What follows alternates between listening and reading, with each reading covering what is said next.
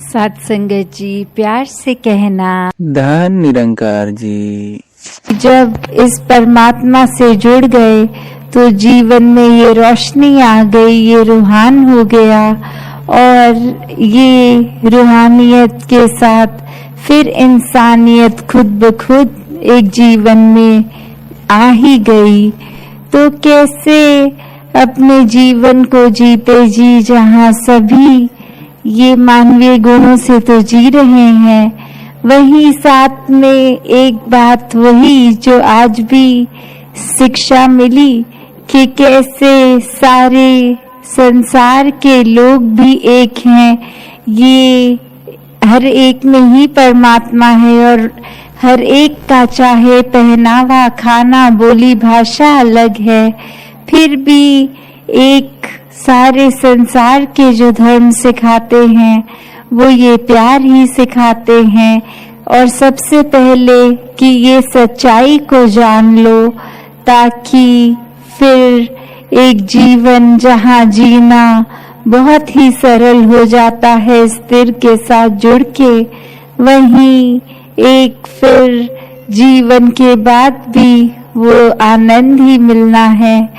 तो कैसे हर कोई जहाँ ये जीवन में अपने एक परमात्मा को सिर्फ बातचीत का ही विषय ना बनाए, प्रभु परमात्मा की प्राप्ति ही एक जो वो कोर है, एक जीवन का आधार है कि धर्म ग्रंथ हर कोई पढ़े मुबारक है, पर जीवन में ये सिर्फ धर्म ग्रंथ को पढ़ लेना, सिर्फ उनको रट लेना, उन पे एक चलना नहीं, तो फिर बात नहीं बनेगी।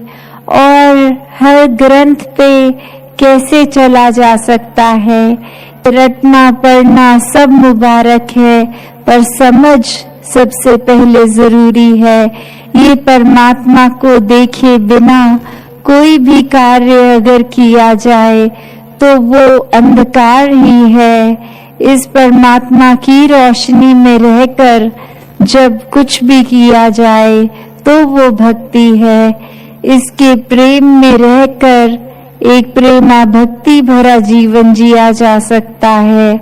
ये एक दुनिया में आने का जो बात है वो यही कि जब संसार में प्यार की बात है तो वहाँ साथ ही एक अहंकार की बात, और कैसे एक अहंकार वाले व्यक्ति और वर्सेस जो इस निराकार के आश्रय हर पल जी रहा है, तो वो बात वही आती है कि हर कोई चाहे किसी को जानता हो ना जानता हो, वो ज्यादा समय अपना उसी के साथ व्यतीत करना चाहेगा जो अपनी वाहवाही ना कर रहा हो।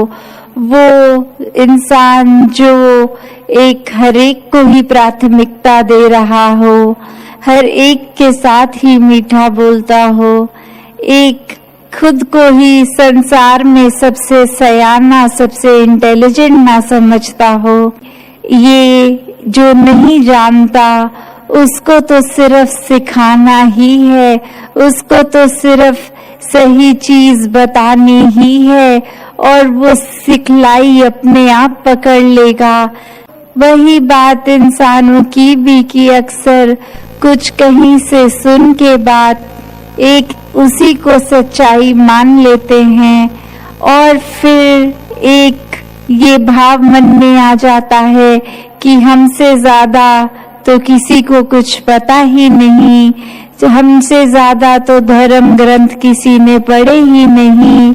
और वही बात कि फिर वो जब भक्त श्रेणी में हो तो फिर चाहे वो पढ़ा लिखा हो चाहे अनपढ़ हो, बात वही कि ये सच्चाई से अगर रूबरू हो गए हैं तो फिर एक ये जीवन रूहानी हो गया है।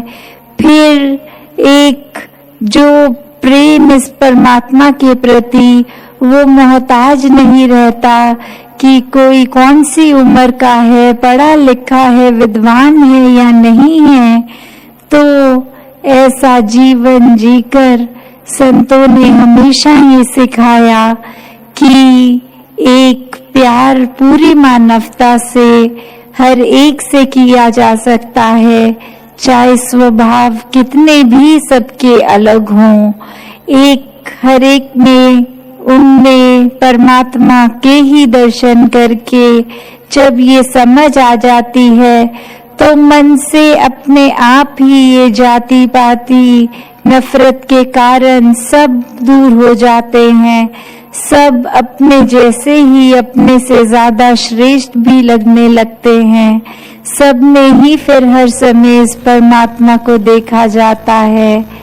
कैसे ये जो बात आती है कि संसार में जीवन में आए हो तो पूरी दुनिया ये अपने काम काज, ये रिस्पॉन्सिबिलिटी निभानी तो है, पर इसमें इतना नहीं उलझ जाना कि इस परमात्मा के लिए ही समय ना रहे।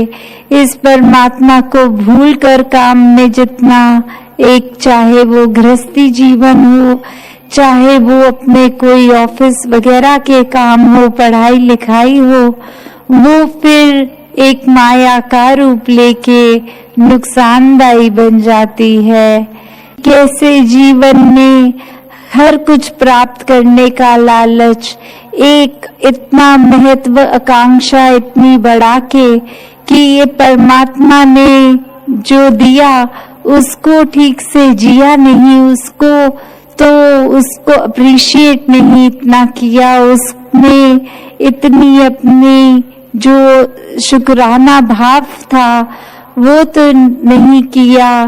पर जो कुछ नहीं है उसके पीछे ये दौड़ लगा ली कि इसको प्राप्त करना है।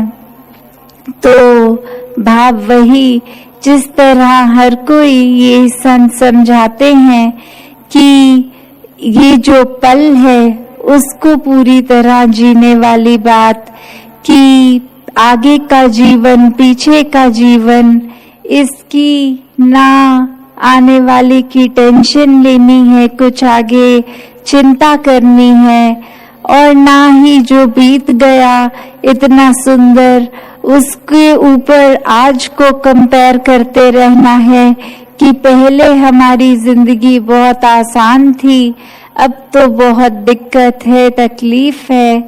तो बात वही कि पुरानी चीजों को सोच के हम अभी अपना प्रेजेंट को गवा देते हैं।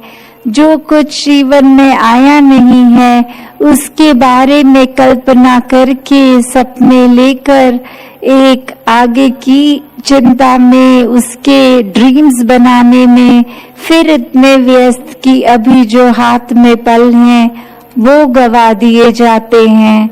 ये परमात्मा का ही दिया जीवन है, जो भी जिस तरह जिस हालत में वो ही उत्तम है। अपना मेहनत तो हर कोई करता जाए, पर अगर परिणाम स्वरूप कुछ जिस तरह से दिमाग में सोचा वो अचीव नहीं हुआ तो भी उसमें यही शुक्राना भाव दातार का कि इससे बेहतर ही कुछ है, तभी ये पूरा नहीं हुआ। तो संत हर हाल में इस प्रभु का शुक्राना करते हैं, हर पल का शुक्राना ये करते जाते हैं संत। हर एक के जीवन में प्रभु शामिल हो, ये इस तरह का जीवन होता है भक्तों का। अपने तरफ से सेवा भाव मन में रख के पूरे संसार के लिए बिना किसी भेदभाव एक तत्परस्त रहते हैं संत, कि हर एक के जीवन को किस तरह और सुखदायी किया जा सकता है, हर एक की ये तड़पती आत्मा को कैसे परमात्मा के साथ मिलाया जा सकता है।